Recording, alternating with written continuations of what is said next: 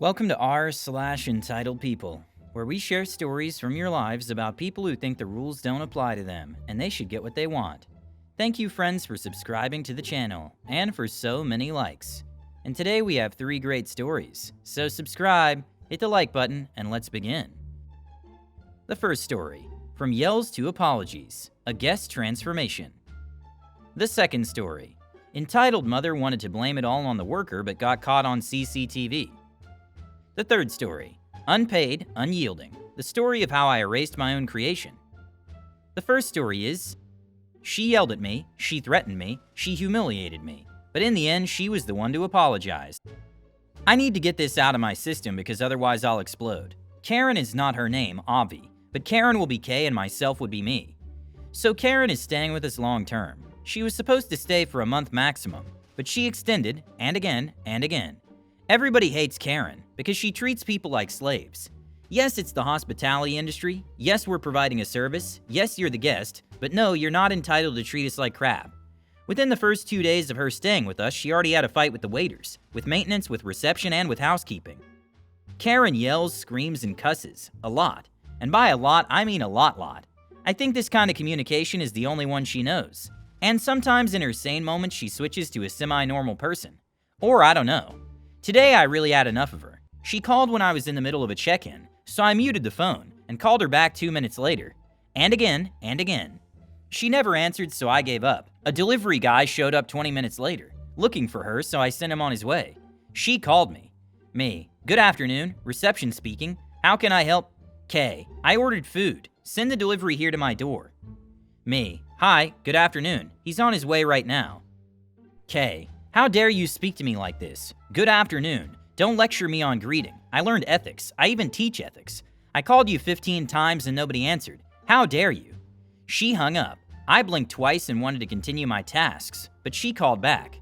Me, good afternoon. Reception, how? Kay, I'm coming over. Good afternoon. So we'll talk about your behavior. She hung up again, and she sure did come to the front desk, just to yell at me in person. She called me disrespectful. She accused me of not doing my job correctly. She said she never once saw me today behind the desk. She called me incompetent. She cursed at me for not communicating correctly. Then she became personal, and I quote, I don't care who you are, what schools you attended, how many languages do you speak, don't you dare speak to me like that. So I asked her to stop being personal because that's not the case. I told her, which now I realize I shouldn't have told her, that for me, a conversation is starting with a greeting, not yelling. That's why I said good afternoon twice. I just fueled her anger, so she assured me that she's a guest. She's always right. I had enough humiliation, so I said, you know what, you're right and I apologize. My bad. She went on of how awful we are as receptionists, how uneducated we are, and we should leave the industry. She hates us all. We're horrible people. We should work elsewhere. Just in general, the I'll make you quit talk. She waved goodbye by saying she'll contact my managers. My side of the story? Yes, I was effing angry at her for being such an entitled brat. I'm angry since she arrived, but never once made any comment about it. Nobody did. She called maintenance useless because the janitors could not be present in her room to fix the AC within 2 minutes of calling, so she had to call her ex-husband, who's an AC repairman. Sorry, I don't find the correct term for this job, and it was embarrassing for her, and it is our fault. We made her feel like this. She called housekeeping lazy because we could not reschedule his weekly cleaning to Tuesday instead of Wednesday because Monday was sold out, and they haven't had enough people, let alone one extra to be able to go and clean after her. She cussed at the waiters because of what she ordered for breakfast, and without a free dining cart, the waiter needed to carry the tray in his hands, and then go back to the kitchen and carry the other tray because she ordered from everything possible. We had breakfast back then served in the room to avoid contact. You needed to fill out a form of breakfast options and pick a time when you would like to have it. She marked all the options when she found out it's the same price even if it's just a tea and cereal, or if you order everything.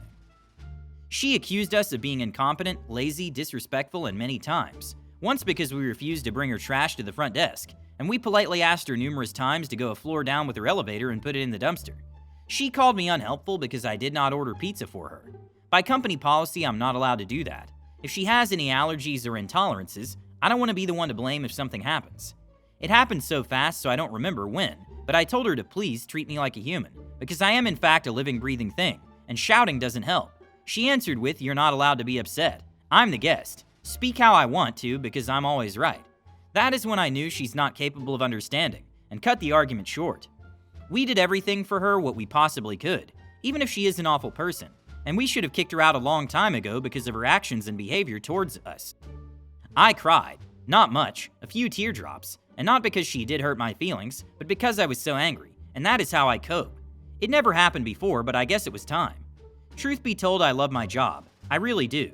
You may call me crazy or any names, but I love working as a receptionist. I like helping people. I like meeting them, I like chatting, I like making friends.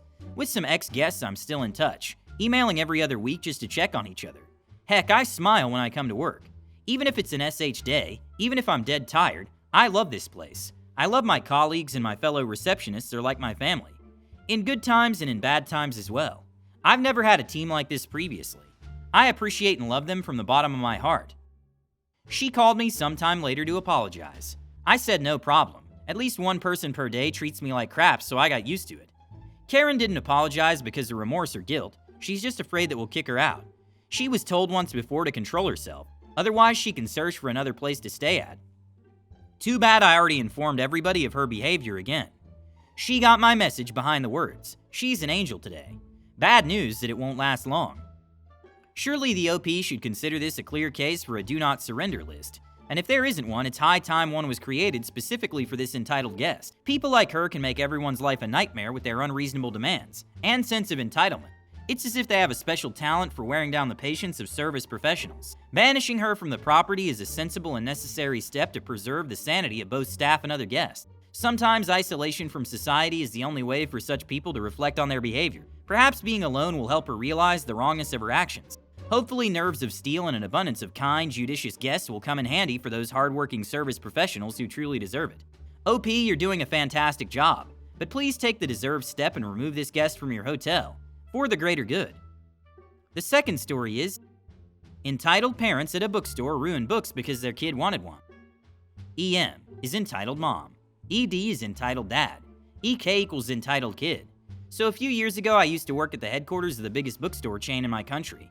I worked at the shipping department, and one of my jobs was to take the new books that arrived, weigh them, note the number of pages down, and add these to the database and the website for people to order. Now the company headquarters, where the shipping department was, were right above the main bookstore of the chain.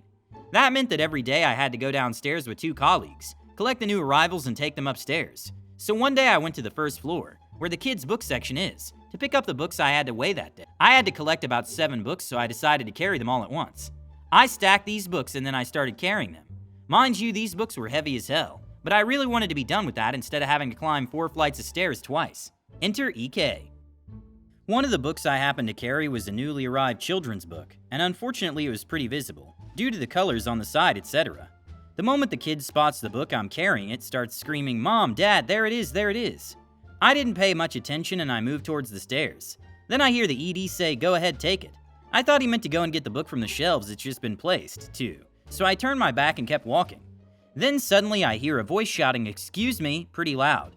I turned around and the EM was standing there looking at me. Before I could say anything, she goes, "How dare you turn your back to my son?" Me, I don't understand. EM, you work here and that's how you treat customers that want to buy your products? Me, ma'am, I don't work in this department. If you're looking for a specific book, you can ask the people that work here.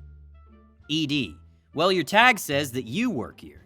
Me, the tag says I work in this company, not in this specific department. Please let me do my job.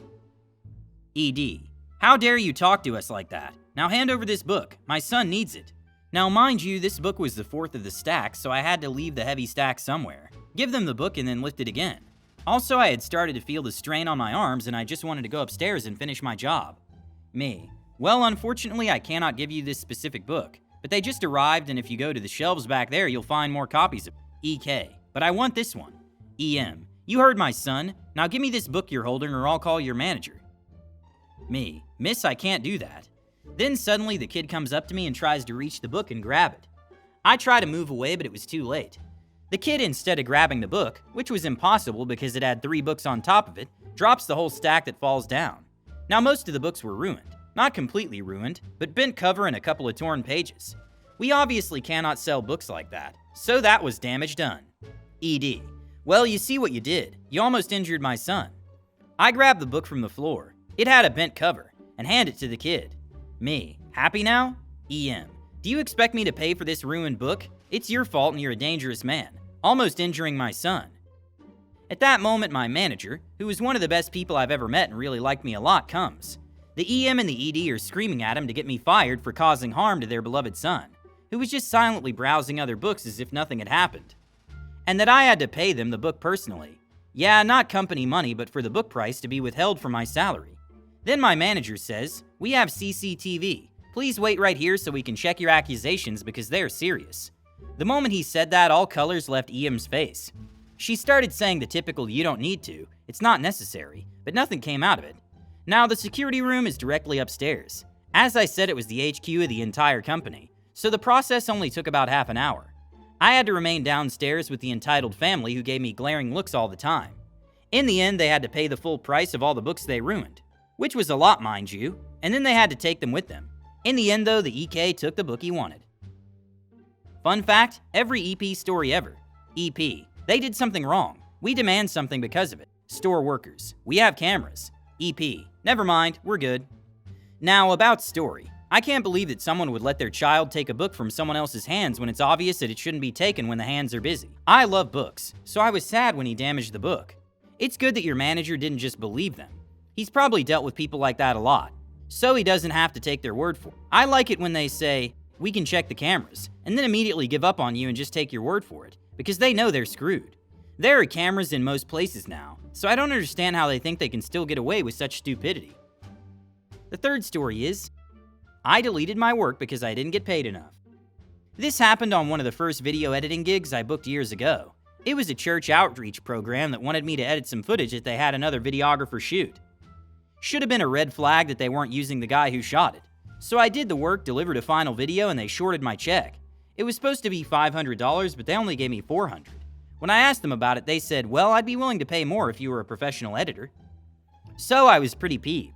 Every now and then for the next few months, I would check around to see if they had posted the video. When I finally found it on their website, I went to flag it for copyright infringement on YouTube, because the video had an original song of mine in it, and if they weren't going to pay what they owed, they weren't going to get to use the video.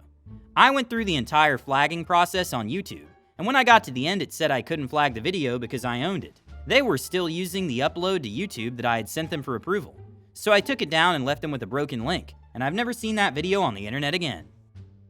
Church outreach program. I guess "thou shalt not steal" isn't in the rules anymore. Oh, how generous they were to offer to pay more if you were a professional editor. Because apparently professionalism is measured by how willing you are to be ripped off. And I have to say, the audacity to use your original song without paying you properly deserves an award for creative greed. But thank you for getting back at them for their precious video. Maybe they'll learn to appreciate real talent, or at least check their wallets before they scam the next unsuspecting editor. Hit the like button and subscribe to the channel. See you in the next video.